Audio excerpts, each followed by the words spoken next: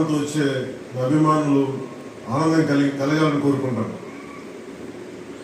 ఎప్పుడు సినిమా ఎలా ఆడాలి, ఎంత బాగా ఆడాలి నాకు తెలియదు. ఎప్పుడు సినిమా రిలీజ్ అయినప్పుడు కలెక్షన్స్ ఎంత ఇప్పుడు అడగలేదు, నాకు తెలియదు అసలు. అలాగే నాకు ఏ సినిమా బాగుండాలని కోరుకుంటాను. నేను ఎప్పుడు తెలుగు సినిమా, తమిళ సినిమా ఇలా చూడండి. నేను ఇండియన్ సినిమా అనుకుంటాను. ఇప్పుడు భారతీయ చిత్ర పరిశ్రమ అనుకుంటాను తప్ప ఈ తెలుగు, తమిళ్ లేదంటే హిందీ ఇట్లా అనుకోరు ఎప్పుడు. అలాంటి తెలుగు చిత్ర పరిశ్రమ ఈరోజు భారతదేశంలో ప్రపంచవ్యాప్తంగా అది ఆస్కర్ దాకెళ్ళి ఇది మన తెలుగు చిత్ర పరిశ్రమ తాలూకు గ్రేటెస్ట్ అచీవ్మెంట్. అలాంటి తెలుగు చిత్ర పరిశ్రమలో నాకు చిన్నపాటి భాగస్వామ్యం అన్నందుకు చాలా ఆనందంగా ఉంది. ఎప్పుడో నిర్మాతలు బాగుండాలని కోరుకుంటాను. నా దర్శకులు, నా రైటర్స్ వాళ్ళు రాసిన కథని నేను ఎంత బాగా చేయాలని అనుక్షణం తపన పెడతాను. కానీ రిజల్ట్స్ ఎప్పుడు మన చేతిలో ఉండవు.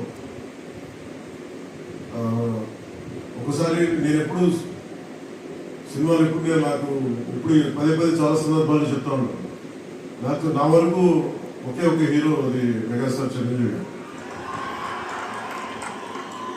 సో ఎవరైనా నన్ను మెచ్చుకుంటా ఉంటే నాకు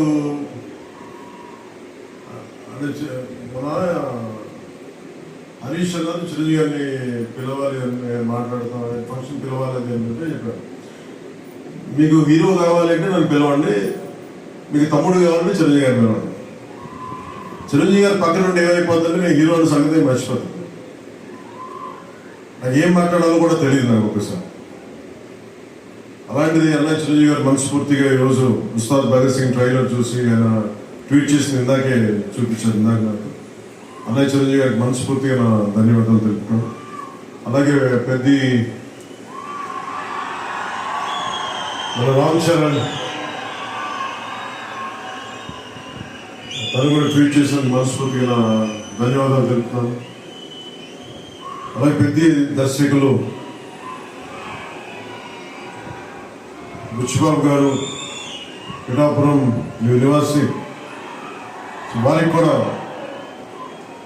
మనస్ఫూర్తిగా ధన్యవాదాలు తెలుపుతాను. సినిమా స్టార్ట్ చేసేటప్పుడు ఎప్పుడు కూడా